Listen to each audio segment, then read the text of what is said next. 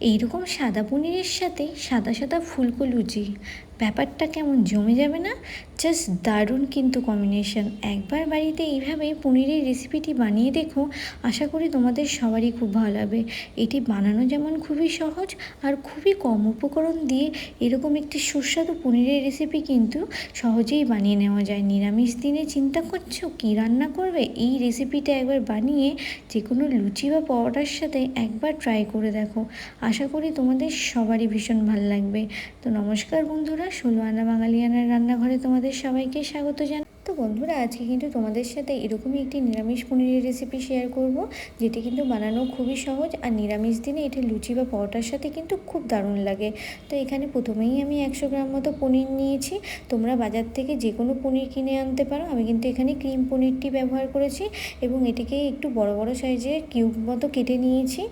এরপরে এখানে আমি একটি ক্যাপসিকাম এবং 2টি টমেটো নিয়েছি এবং ক্যাপসিকামগুলোকে একটু স্কোয়ারভাবে এবং টমেটোগুলোকেও স্কোয়ারভাবে কেটে নিয়েছি, দেখতেই পাচ্ছ।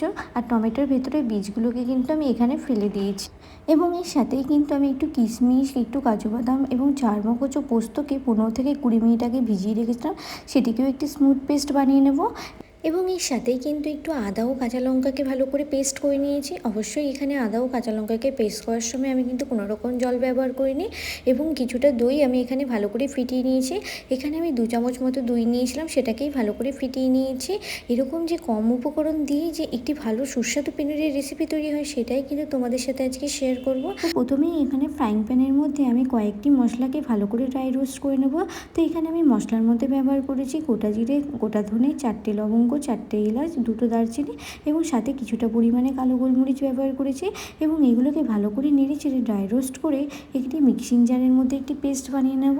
এরপর কড়াইয়ের মধ্যে তেল দিয়ে তেলটি গরম হয়ে এলে পনিরগুলোকে একে একে ভেজে নেব।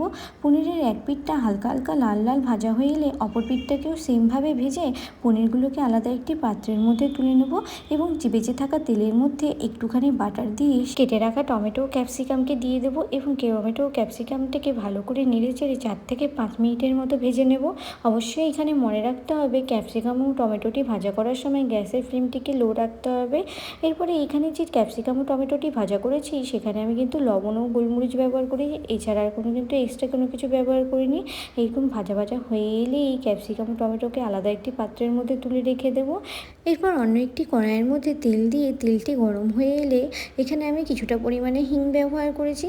তোমরা চাইলে কিন্তু হিংটা স্কিপ করতে পারো, তবে হিংটা দিলে কিন্তু আলাদাই একটু ফ্লেভার এবং স্মেল আসে, যেটা কিন্তু ভীষণই ভালো লাগে। এবং এরপরে কিন্তু যে আদা ও কাঁচা লঙ্কার পেস্টটি বানিয়ে রেখেছিলাম, সেটিকে দিয়ে ভালো করে নেড়ে চেড়ে ভেজে নেব, যতক্ষণ না আদা ও কাঁচা লঙ্কার যে কাঁচা গন্ধটি রয়েছে সেটি না চলে যাচ্ছে। এরপরে আদা ও কাঁচা লঙ্কাটি ভালো করে ভাজা হয়ে এলে আমি এখানে যে কাজু বাদাম, 4 মগজ, পোস্ত, কিশমিশের যে পেস্টটি বানিয়ে রেখেছিলাম সেটিকে দিয়ে দেবো, দিয়ে ভালো করে নেড়ে চেড়ে নেব। এবং এখানে আমি কিন্তু 1 কাপ মতো এক্সট্রা জল ব্যবহার করেছি এবং এটাকে ততক্ষণ ফোটাবো যতক্ষণ না এখান থেকে এই মশলা থেকে তেল ছেড়ে দিচ্ছে। অবশ্যই এখানে আমি কিছুটা পরিমাণে লবণ ব্যবহার করেছি, তোমরা কিন্তু তোমাদের স্বাদ মতো কিন্তু এখানে লবণ ব্যবহার করবে। তোমাদের যদি আমার এই রেসিপিটি ভালো লেগে থাকে, অবশ্যই লাইক, কমেন্ট, সাবস্ক্রাইব করতে ভুলবে না, কারণ তোমাদের একটা কমেন্ট কিন্তু আমাকে ভীষণভাবে মোটিভেট করে নতুন কিছু করার জন্য। আর অবশ্যই কিন্তু কে কোথার থেকে আমার এই রেসিপিটি দেখছো কমেন্ট করতে কিন্তু ভুলবে না। এরপরে গ্রেভি থেকে তেল ছেড়ে দিলে এবং গ্রেভিটা একটু ঠিক হয়ে এলে এখানে যে ভেজে রাখা মশলাটি ছিল সেটিকে আমি 1 চামচ দিয়ে দেবো এবং ভালো করে নাড়িয়ে চাড়িয়ে নেব। অবশ্যই এখানে মনে রাখতে হবে পুরো রান্নাটাই কিন্তু লো ফ্লেমে করতে হবে, কারণ হাই ফ্লেমে করলে মশলাগুলো পুড়ে যাওয়ার সম্ভাবনা থাকবে। এরপর গ্রেভিটি ফুটে এলে এখানে আমি 2 চামচ টক দই দিয়ে আবারও ভালো করে নাড়িয়ে চাড়িয়ে নেব যতক্ষণ না গ্রেভি থেকে তেল ছেড়ে দিচ্ছে। এরপরে গ্রেভি থেকে তেল ছেড়ে দিলে এখানে যে ভেজে রাখা পনিরগুলো ছিল সেটিকে দিয়ে ভালো করে আবারও নাড়িয়ে চাড়িয়ে নেব। এরপর 5 থেকে 10 মিনিট পর দেখতে পাবে গ্রেভি থেকে খুব সুন্দর তেল ছেড়ে দিয়েছে এবং গ্রেভিটা আরেকটু ঠিক হয়ে গেছে। তো এখানে আমি 1/2 কাপ মতো দুধ ব্যবহার করেছি, তোমরা চাইলে কিন্তু দুধটা স্কিপ করে জলও ব্যবহার করতে পারো। এই শাহী পনির বা সাদা পনির তোমরা যেটাই নাম দাও না কেন, এটা বাড়িতে থাকা খুব কম উপকরণ দিয়েই কিন্তু তৈরি হয়ে যায়। তো তোমরা দেখতেই পাচ্ছ এটা বানানো কতটা সহজ আর কতটা তাড়াতাড়ি এটা হয়ে যায়। আর এখানে কিন্তু দেখতেই পেলে খুব কম উপকরণ দিয়ে আমি কিন্তু রান্নাটা করেছি। এই শাহী পনির বা সাদা পনির যেটাই তোমরা বলো না কেন, এই পনিরটা কিন্তু হালকা মিষ্টি মিষ্টি খেতে হয়। এখানে কিন্তু আমি হাফ চামচ মতো মিষ্টি ব্যবহার করেছি। তোমরা কিন্তু যেমনটা মিষ্টি ভালোবাসবে সেই পরিমাণে এখানে মিষ্টি ব্যবহার করবে। দেখতেই পাচ্ছ এখানে গ্রেভিটা কত ক্রিমি হয়েছে। সবশেষে এখানে একটু আমি আমুলের ফ্রেশ ক্রিম ব্যবহার করেছি এবং সবশেষে এখানে ভেজে রাখা যে টমেটো ক্যাপসিকামটি ছিল সেটিকে দিয়ে আবারও ভালো করে নাড়িয়ে চাড়িয়ে নেব। তো দেখতেই পাচ্ছ এই পনিরের তরকারি থেকে কত সুন্দর তেলটা ছেড়েছে আর গ্রেভিটা দেখতে কি সুন্দর লাগছে।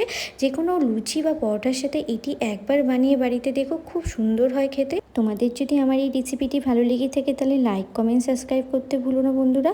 দেখা হবে নতুন একটি ভিডিওর সাথে। নমস্কার বন্ধুরা।